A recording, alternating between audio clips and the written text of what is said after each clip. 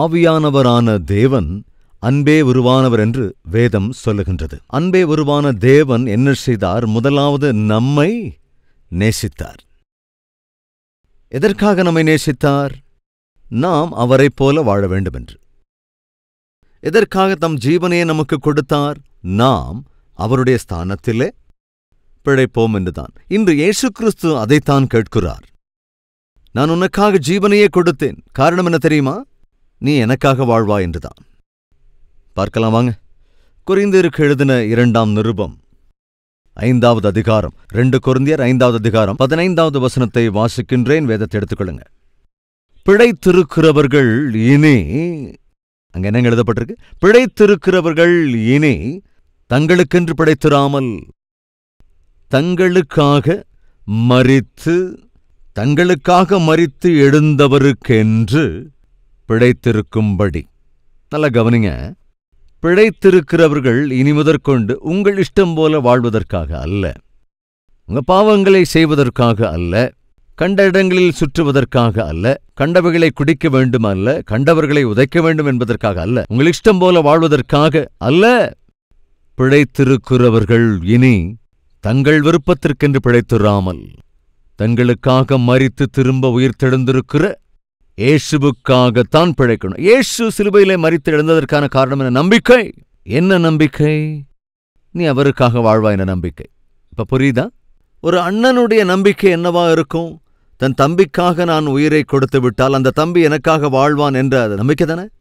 அந்த நம்பிக்கையில் அடிப்படையில் தான் ஒரு அண்ணன் தன் தம்பிக்காக உயிரை கொடுக்கிறான். உயிர் போகிற நேரத்தில் என்ன கேட்கிறான்? தம்பி, என்னிலிருந்து நீ என்ன மாதிரி வாழ்வையா? என்னுடைய ஸ்தானத்திலே வாழ்வாயா என்று கேட்டபோது, ஒருவேளை அந்த தம்பி, இல்லண்ணா, நீ எனக்காக உயிரையே கொடுத்தாலும் சரி, என் குடி என்னால விட முடியாது. நீ எனக்காக ஒருவேளை உன் உயிரையே கொடுத்தா கூட அந்த குட்காவையோ அந்த பான் பராக்கையோ அந்த ட்ரக்ஸையோ என்னால விட முடியாது. அந்த பெண் பித்திலிருந்து என்னால மாற முடியாது. என்னுடைய பாவ வாழ்க்கை என்னால விட்டு விலக முடியாது. ஒருவேளை அந்த தம்பி அப்படி சொல்லியிருந்தா அந்த அண்ணனுடைய இருதயம் அப்பவே நின்று போயிருந்திருக்கும். உனக்காக நான் உயிரை கொடுக்க துணிஞ்சதுக்கு காரணம் அது இல்லையேடா. நான் உனக்காக மரித்துக் கொண்டிருக்கிற காரணமே நீ மாறுவாய் என்பதற்காகத்தானே. நீ என்னைப் போல வாழ வேண்டும் என்று தானே. உயிருக்குயிராய் நேசித்து உனக்காக உயிரையே தருவேன் என்றாலும் கூட இன்னமேல நான் மாறமாட்டேன்னு சொன்ன என்னடா அர்த்தம்? அந்த அண்ணன் தவியாய் தவித்திருப்பான், தடுமாறி இருந்திருப்பான். சகோதர சகோதரிகளே, 2000 ஆண்டுகளுக்கு முன்பு ஏசையா உனக்காகவும் எனக்காகவும் மரித்ததற்கான காரணம் என்ன தெரியுமா? நம்முடைய ஸ்தானத்தில் அவர் மரித்ததற்கான காரணம் என்ன தெரியுமா? நாம் அவரைப் போலவே வாழ வேண்டும் என்றுதான். அவருடைய ஸ்தானத்திலே அவருடைய பிள்ளைகளாய், அவருடைய சாயலின்படி அவருடைய ஆவியை உடையவர்களாய், அவருடைய அன்பை உடையவர்களாய், சந்தோஷத்தோடு கூட, சமாதானத்தோடு கூட, நீடிய பொறுமையோடு கூட, தயவு சாந்தத்தோடு கூட, நற்குணத்தோடு கூட, சாந்தமுள்ளவர்களாக, விசுவாசத்தோடு கூட, இச்சை அடக்கம் உள்ளவர்களாக, தேவனுடைய சாயலாய், தேவனுடைய பிள்ளைகளாகவே நாம் வாழ்வோம் என்றுதான் இயேசு நமக்காக தம் உயிரை தந்தார். இது நம்மில் எத்தனை பேர் அந்த தீர்மானம் எடுக்க முடியும்? இயேசுவே, பயங்கர பாவியாயிருந்த எனக்கு வரவேண்டிய சிக்ஷையை நீர் ஏற்றுக்கொண்டீரே, என்னுடைய ஸ்தானத்தில் நீர் மரித்தீரே.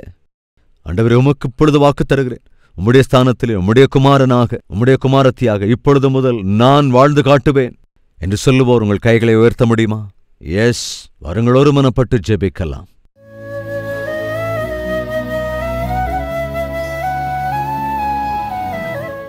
பரிசுத்தமுள்ள எங்கள் பிதாவே, நாங்கள் இன்னும் பலவீனர்களாயிருக்கும் போதே, நாங்கள் இன்னும் பாவிகளாயிருக்கும் போதே, நாங்கள் இன்னும் ஆண்டவரே உமக்கு சத்துருக்களாயிருக்கும் போதே எங்களை உயிருக்குயிராய் நேசித்து எங்களுக்காக உயிரையே கொடுத்தீரப்பா. எங்களுடைய ஸ்தானத்தில் நீர் மரித்ததற்கு காரணம் உம்முடைய ஸ்தானத்தில் நாங்கள் வாழ்வோம் என்றுதான். பாவத்திலேயே நாங்கள் மரித்துவிட்டால் பாதாளத்திற்கு போவோம் என்று, அப்படி பாதாளத்திற்கு சென்று அக்கினி அவியாத புழுக்கள் சாகாத அந்த பயங்கரமான நரகத்தில் எரியக்கூடாதென்றுதான் எங்களை உயிருக்குயிராய் நேசித்த ஒரே காரணத்துக்காக பரலோகத்திலே எங்களை சேர்த்து கொள்ள வேண்டும் என்று எங்களுக்கு வரவேண்டிய சிக்ஷை எல்லாவற்றையும் நீர் சுமந்து கொண்டீரே. எங்கள் ஸ்தானத்தில் மரித்தீரே. உம்முடைய ஆசையெல்லாம் ஒன்றே ஒன்றுதான். எங்கள் ஸ்தானத்திலே நீர் மரித்ததினாலே உம்முடைய ஸ்தானத்தில் உம்முடைய பிள்ளைகளாய் உம்முடைய சாயலில் நாங்கள் இந்த பூமியில் வாழ வேண்டும் என்றுதானே. ஆண்டவரே, அப்படிப்பட்ட இருதயத்தை எங்களுக்கு அருளுங்க. உம்மைப்போல் வாழ்கிற இருதயத்தை எங்களுக்கு அருளுங்க. உம்மைப்போல் வாழ்கிற பாக்கியத்தை எங்களுக்கு அருளிச்சேங்க. ஆண்டவரே, உம்முடைய எவ்வளவு பெரிய தியாகத்திற்கு பின்னும் எங்கள் பழைய வாழ்க்கையை, பாவ வாழ்க்கையை, உலக வாழ்க்கையை, பாவ பழக்க வழக்கங்களை, நட்புகளை, உறவுகளை நாங்கள் இன்னும் போஷித்துக் கொண்டே இருப்போம் என்றால் நீர் எவ்வளவு வேதனைப்படுவீர். இப்பேற்பட்ட பாவிக்காகவா நான் என் உயிரை கொடுத்தேன் என்று நீர் எவ்வளவு பாடுபடுவீரோ.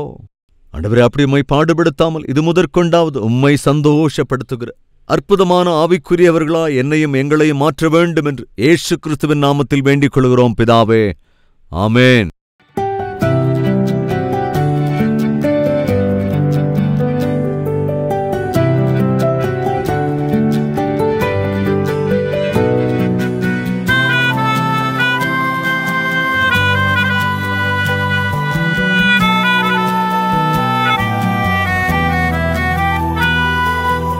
சுருக்கமான டெய்லி டிவோஷன் உங்களுக்கு ஆசீர்வாதமாக இருந்திருக்கும் என்றால் 10 பேருக்கு ஷேர் செய்யுங்கள், லைக் செய்யுங்கள்.